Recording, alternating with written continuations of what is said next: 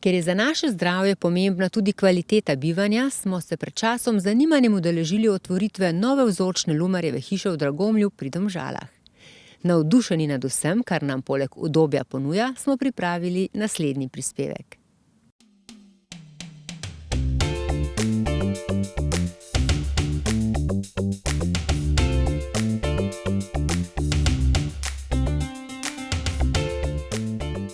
Gospod Lukič, čestitke za tole hišo. Kako se razlikuje od tistih prejšnjih?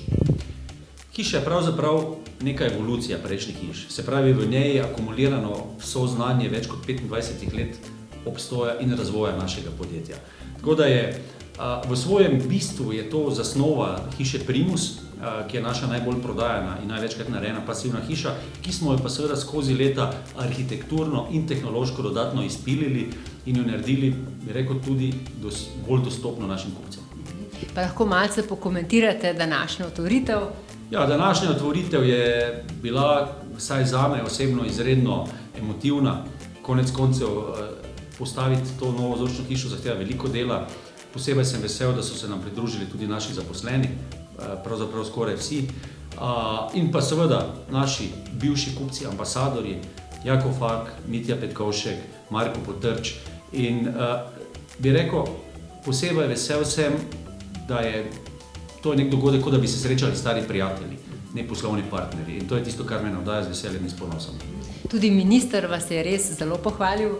Ja, minister je že pred 5 leti otvoril našo vzorčno hišo na Dunaju. Minister se zaveda pomembnosti družinskih podjetij v slovenskem prostoru veliko bolj, kot se mogoče zavedajo nekateri drugi, in zato daje temu tako velik poudarek in težo. Namreč nimamo veliko dobrih zgodb prenosov iz prve, se pravi ustanoviteljske generacije na drugo, in zato so takšne zgodbe vsaj za njega izredno pomembne in se jih rad tudi konec koncev udeležuje. Če bi zdaj naši gledalci razmišljali, katero hišo izbrati, in če rečeva Lumarjevo, zakaj prav vašo? Zakaj prav Lumarjevo hišo? No, jaz mislim, da je najbolj smiselno, da se o tem prepričajo sami. Izredno pomembno se mi zdi, da se o tem prepričajo pri ljudeh, ki v naših hišah že živijo in se potem komaj oglasijo pri nas. Nas seveda z izrednim zadovoljstvom in veseljem navdaja dejstvo, da kadarkoli srečamo naše kupce, ki živijo v hišah tudi 10, 15 ali 20 let, so z njimi še vedno zelo zadovoljni. Rekel bom celo obrnjeno. Tudi mi pri delu kdaj pogrešimo in na sami primopredaji ni popolnega zadovoljstva, ampak ko mine 5, 7 let, pa lahko povem, da so kupci brez izjeme izredno zadovoljni in to tudi na nek način osmisli to, kar počnemo.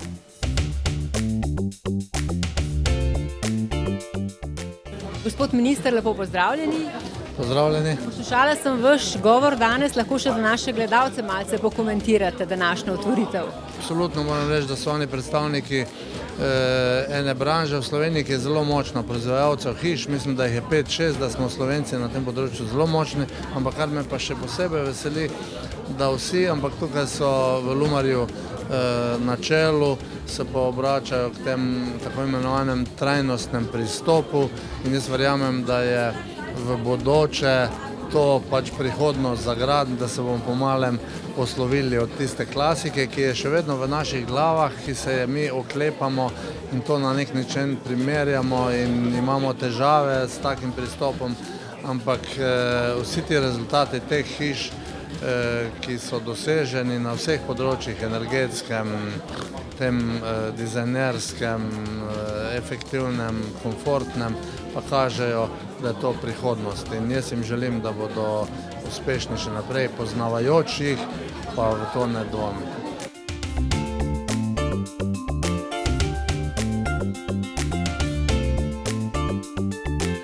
Mitja, živjo! Pozdravljeni, lepo je se srečati na takšnem dogodku. Tako, mi, ki smo v Lumarjevih hišah, si imamo marsikaj zapovedati, ne? Moja zgodba je bila že tolikokrat napisana in povedana. Svojo hiško sem v zadnjih 10 letih predstavil približno 3000 obiskovalcem, tako da ne vem, če še kdo ne pozna zgodbe z mojo vrhunsko Lumar hiško. Ampak ste res zadovoljni? Ja, res zadovoljni. S čim pa najbolj? No, predvsem hiška je cukrček, je tehnološki biser, je arhitekturni biser, je prijetna do ljudi, do narave, do ne porablja preveč energentov, niti jih nismo dosti porabljali v fazi proizvodnje, niti jih ne bomo takrat, ko bomo deponirali čez 300 let, še manj pa v sami fazi uporabe. Tako da čestitke Lumarju za njihovo tehnološko naprednost in njihovo vizijo. Marko, v vaši hiši je eno samo veselje, a ne? Je, absolutno. Pa to je zaradi nas, zaradi malih, pa absolutno tudi zaradi hiše. Prej si že povedal, kaj je tisto, kar vas najbolj veseli, lahko še našim gledalcem zaupaš? Ja, en celovit občutek v naši hiši je pač, po mojem, ni možno ga primerjati z ničemer drugim.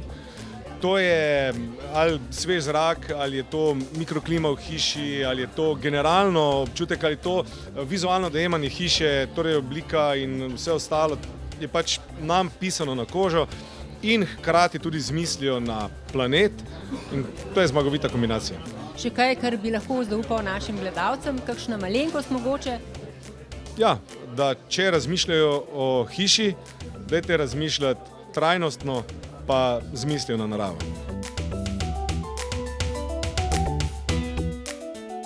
Jako živijo. Pozdravljeni. Eno leto ste tudi z vašo družino v hiši Lumar, kako se počutite? Ja, mi smo od teh ambasadorjev, ki so bili tukaj, najbolj frišni.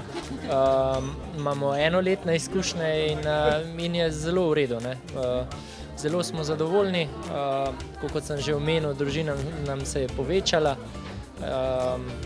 Klima v hiši je odlična.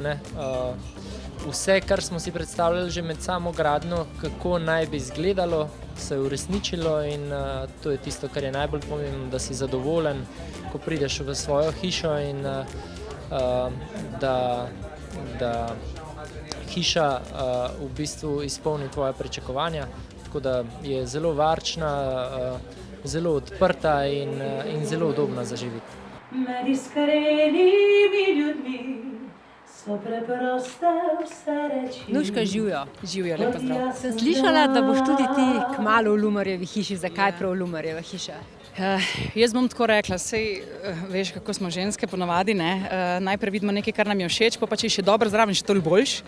Ampak jaz lahko rečem, da sem v Lumar v narekovajih zaljubljena že kar eno lepo vrsto let.